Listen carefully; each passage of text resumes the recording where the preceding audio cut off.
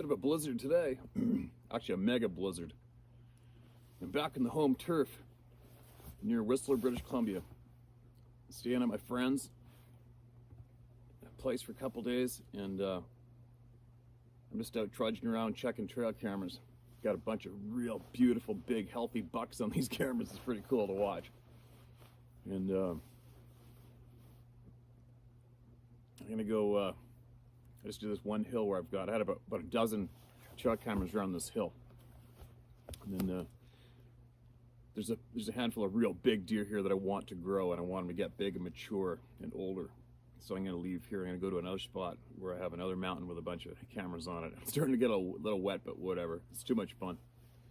I thought this was a great little setting here back in my coastal timber to do some more shares today on the old cell phones. So it looks like I'm staying a couple days. I can't help myself. I love running around these mountains this time of year. I have to do it. Sarah gets it. She understands. I'll be home shortly. But anyways, listen to this. What do we got? Haven't read it. I haven't read any of them. My name's Bob. I used to live on my dad's ranch above the town of Covelo, California in the mid-1990s. We ran hounds in the fall and winter and grew pot in the summer. We're way off the beaten path down an old logging road and had a nice off-the-grid setup. You see me here? Let me adjust that camera a bit.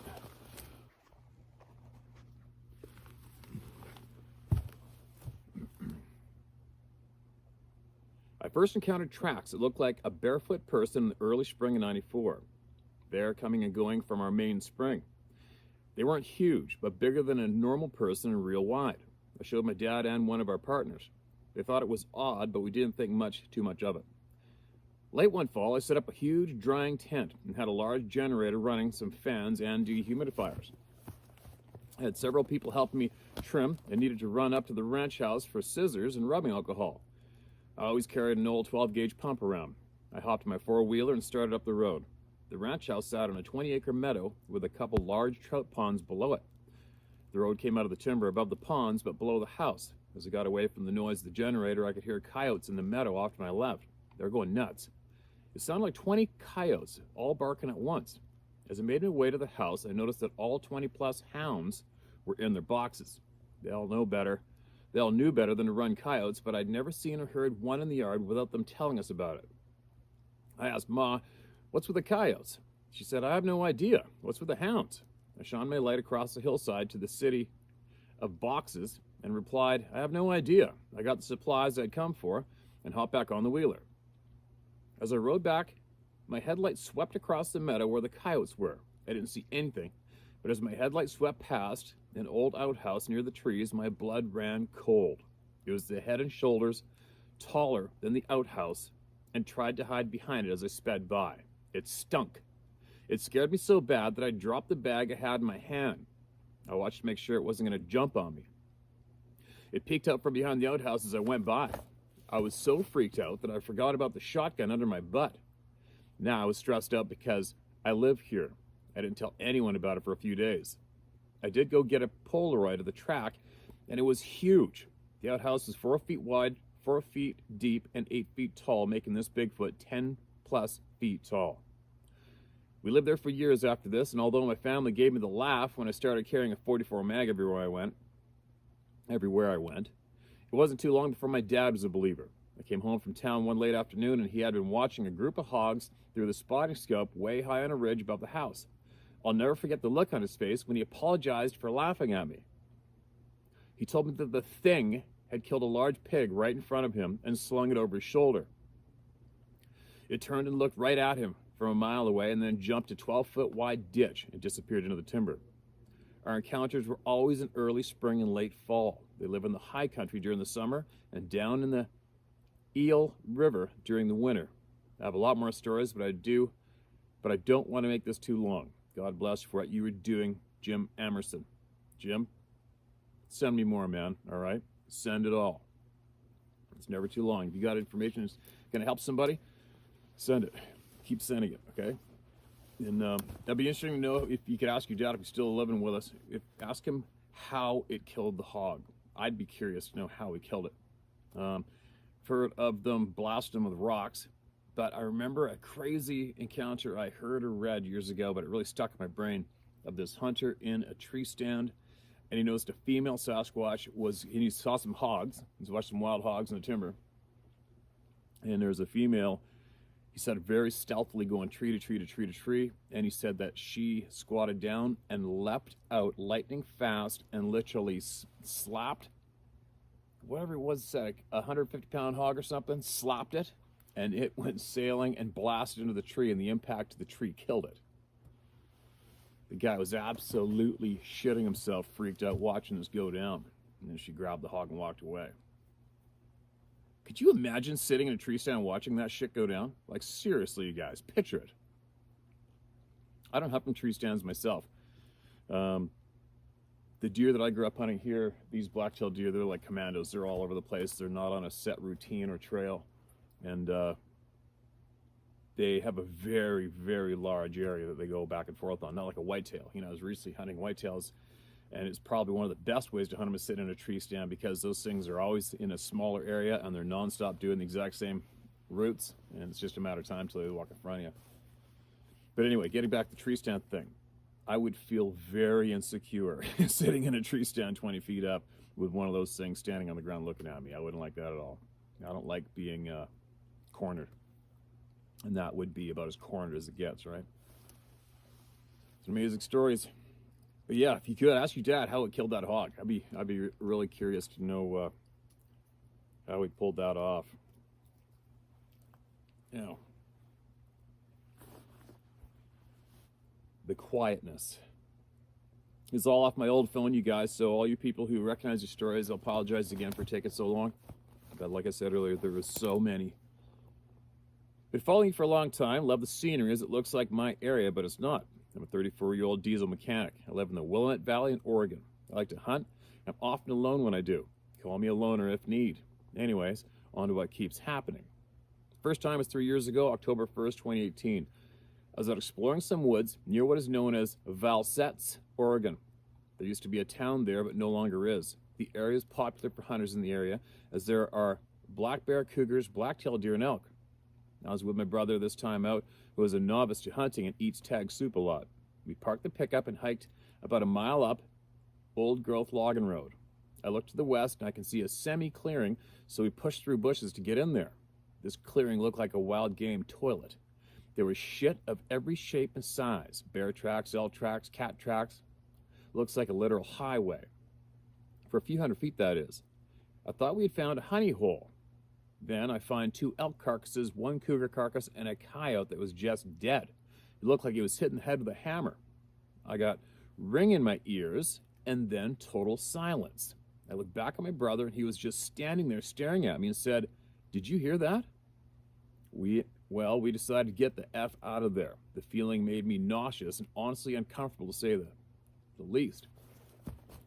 To say it nice. A few weeks later, I was out there alone and went back. Same spot, 30-06 and a 9mm are my usuals on my person. And that exact same area, I experienced the same thing again.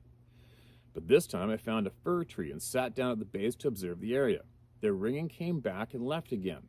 Then I felt sick again, as if I needed to leave there. So I followed my gut, even though I don't want to, and I left. Even though I didn't want to, and I left. I've now been to the same location 6 times with 2 others besides myself, and have had this happen every time. Now, after finding your channel, I'm somewhat more educated on this and honestly afraid to go back. Anywho, that is all I feel like sharing at this time. I can provide the GPS coordinates to this location if anyone is interested. I've got many nice bucks in that range, and hunting is good. But this one spot, I won't be going back there. Best wishes to you and the family, Patrick S. Probably a good call, Patrick. From what Dave Blightus shares with us, and from all the other people here that share with us, and obviously you go with your instincts, you go with your gut feelings, and you get the hell out of there like you did. That could possibly be a portal area, possibly. I'd be interested to know what was the cause of death with all those game animals, and also what attracted them all to that one spot. That would be pretty interesting, but then again, that would mean going back in there too, and it might be a bit of a slight risk.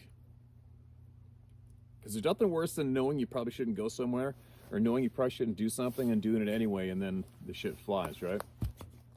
I've had my gut feeling burn. Sometimes I'm gonna go offshore and anchor up for halibut fishing and stuff. And sometimes I've had that feeling of just get anxiety, don't feel good in my gut about doing it, and I don't go offshore that day. Just go with it, right? You go with it all the time. You never ever go against your gut feelings.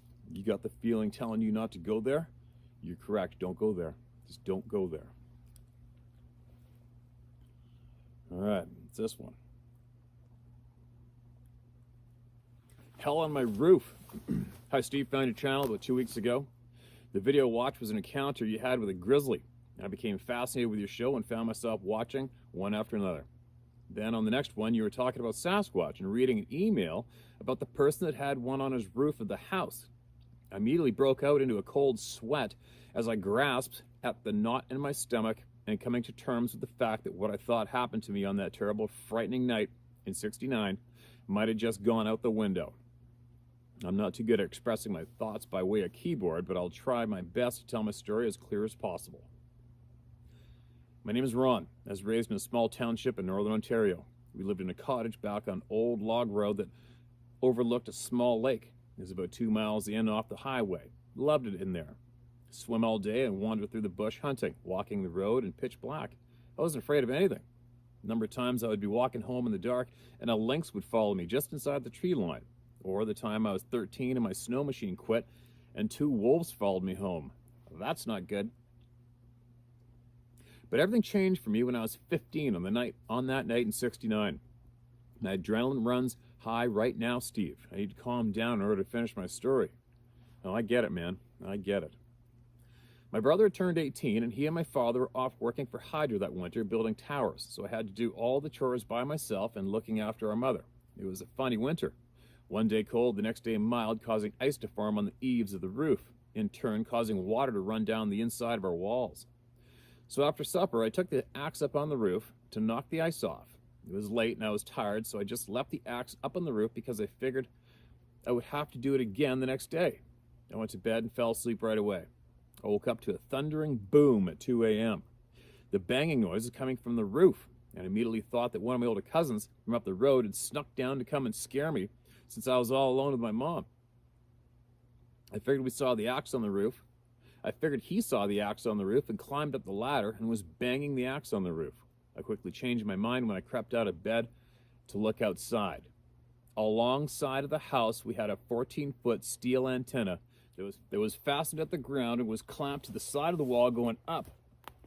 I saw the steel antenna bend like rubber, Steve, and bend a half circle to the ground, then snap back up against the wall outside my window. It hit so hard, the roof lifted up where I could literally see outside. I was horrified, Steve. I was scared so bad that I couldn't walk. I thought hell was here. I knew nothing in this world could do what I just saw. It bent down to the ground 2 times. When it slammed against the wall the second time, it shook the whole house. I crawled on all 4s out of my bedroom and was heading for my mother's room when the axe pounding on the roof began. Again, it was shaking the house so bad it was knocking me over. Then it stopped when I didn't move, but as soon as I started heading for my mother's room, it started again. I looked out in the veranda where our dog sleeps, and he was curled up in a ball sleeping. I wonder why I wasn't barking, or at least up looking around. I finally bolted down the hall to my mother's room, and I'm telling you, all hell was breaking loose. I could not believe she was still sleeping, and as soon as I touched her to wake her up, it all stopped. No noise, no banging, nothing, just quiet. And when I woke, my mother, she could tell I was quite upset, and asked her if she heard all that. She said no, and for me to calm down, that I just had a bad dream, and told me to go back to bed, you silly bugger, when I told her what happened. I was so confused. My father once told me, he said, there are 3 kinds of people: the one that watches things happen, the one who makes things happen, and the ones who wondered what the frig just happened. That felt like number 3. My mother fell back into sleep and felt safe for me in her room. So, still shaking and maybe even in shock, I crawled in behind her and wondered if maybe I was dreaming. But I wasn't, and I knew it. I lay there till light, then I got dressed and went out to see if there were any footprints in the snow or on the roof. There were none. And from that moment on, I always thought hell had come. But why? I was and always have been close to God. When my dad and brother came home, I told them what happened. Dad thought the place was haunted, saying he had heard someone driving stakes in the ground out back a number of times. My brother said he heard the same thing once at night. I told him that I got a full show. It took me a few years to get over that ordeal, but now I wonder if it was a Sasquatch. Well, that's it, Steve. Feel free to share this if you want. You have me thinking a different way now. I really enjoy all your videos, and thank you for what you're doing, Ron. Hey, Ron, thanks for coming out forward with that, man, and sharing that experience. I hope it helped you share it here. Sounds like a real shit eater. I got no answers for that, man. I got nothing. I haven't a clue. Obviously, lots of people have reported seeing things. I mean, we've had people report of seeing the bushes, grass, parting, hearing the thunder of footprints, but not seeing anything, but watching the bush getting all damaged and parting his way. It's pretty freaking amazing, right? Keep emailing, son. If you learn of anything that you feel we need to know, you get it to us, all right? Be safe, man. What we got here?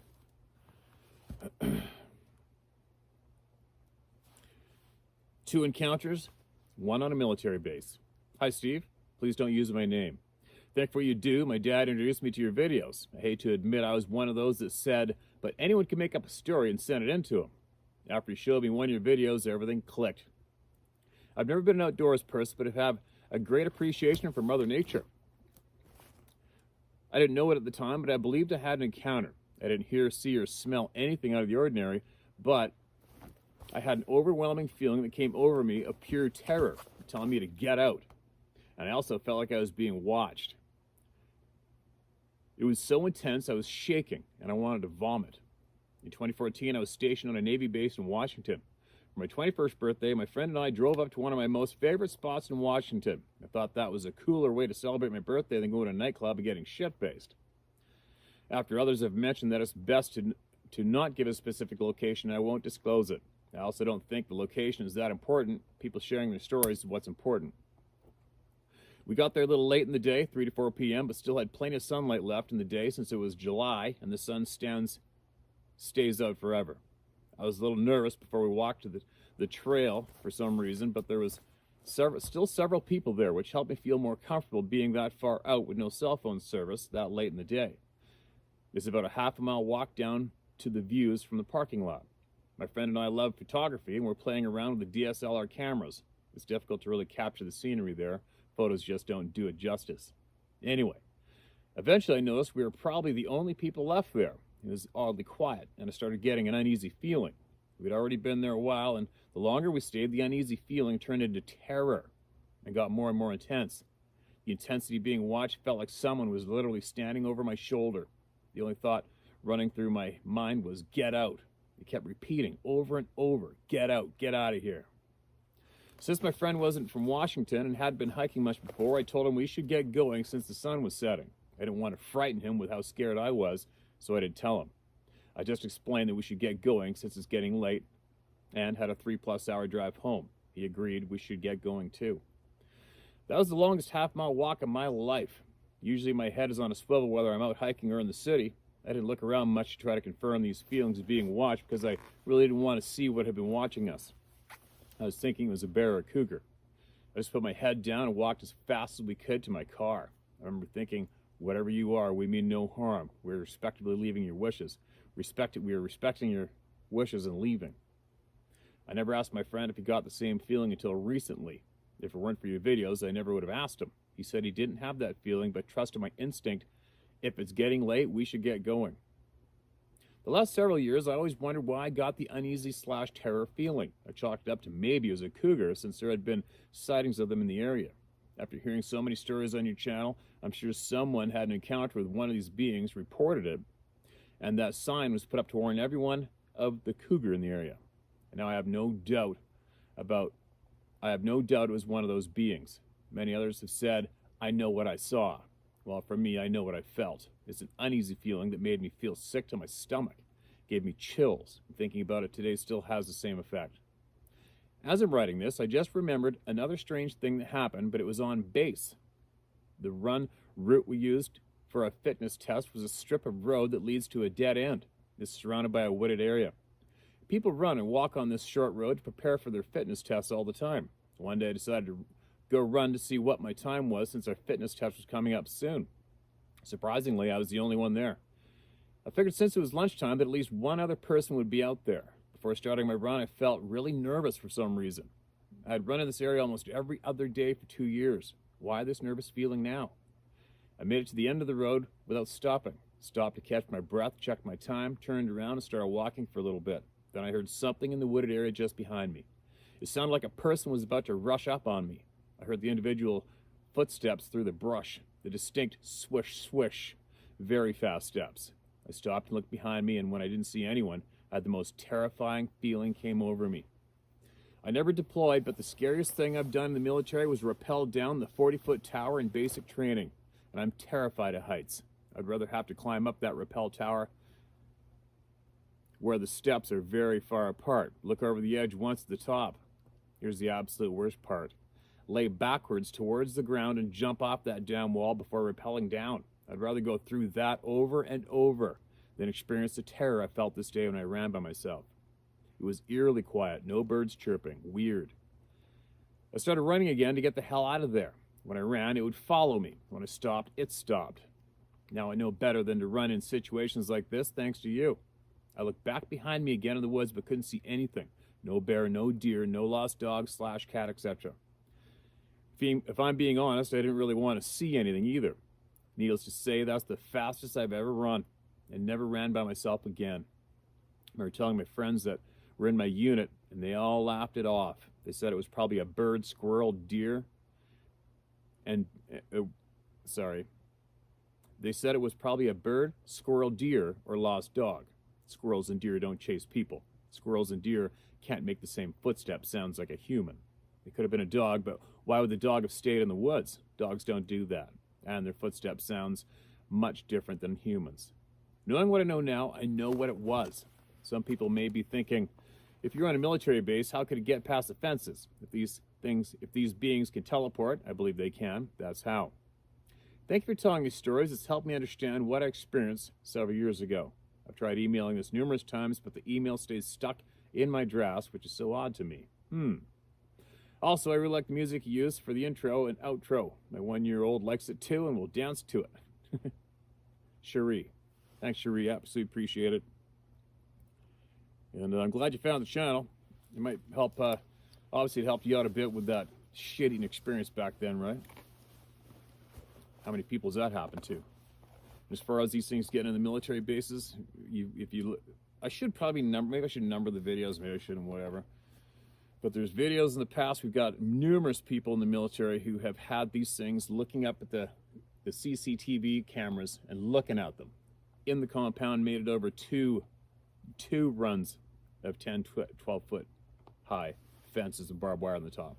But we did have one guy say that he saw it jump over, squatted down like a frog, and just frickin' flipped right over top of the damn thing. So we had another nuclear physicist who said they did not have a clue how they got past all the security and got in to look up at the CCTV screen at them, but they do, and they did. And all hell broke loose alarm-wise as soon as they got in and started looking in the camera. And they don't know how they got out and saw the footprints. And I think it was Edgar or another guy.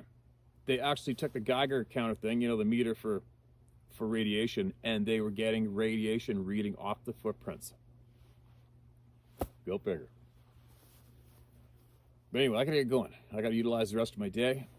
And for all who's curious, I remember if I posted pictures of all those poles leaning on one tree in mature timber never been logged before, and that's about that way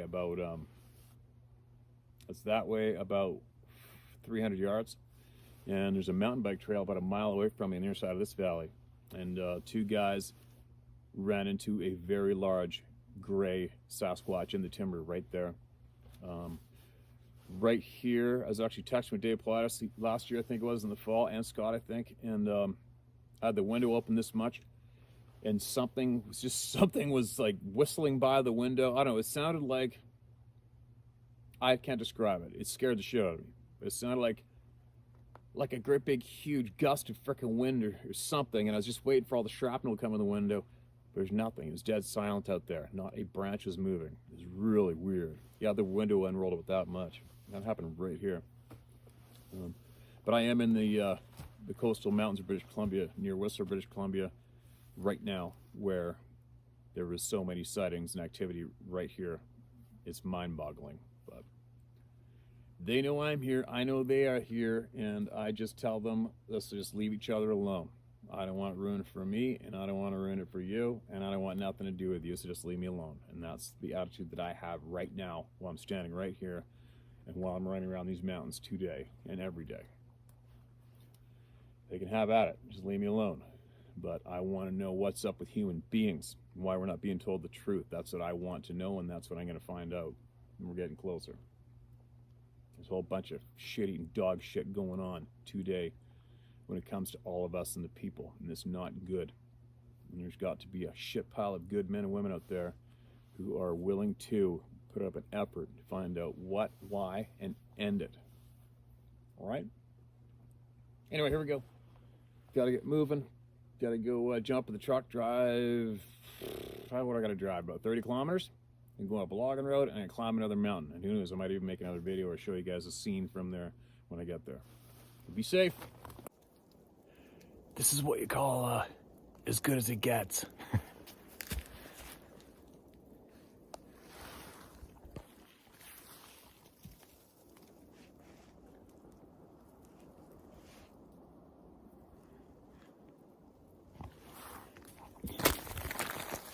We'll see what comes in the next couple hours.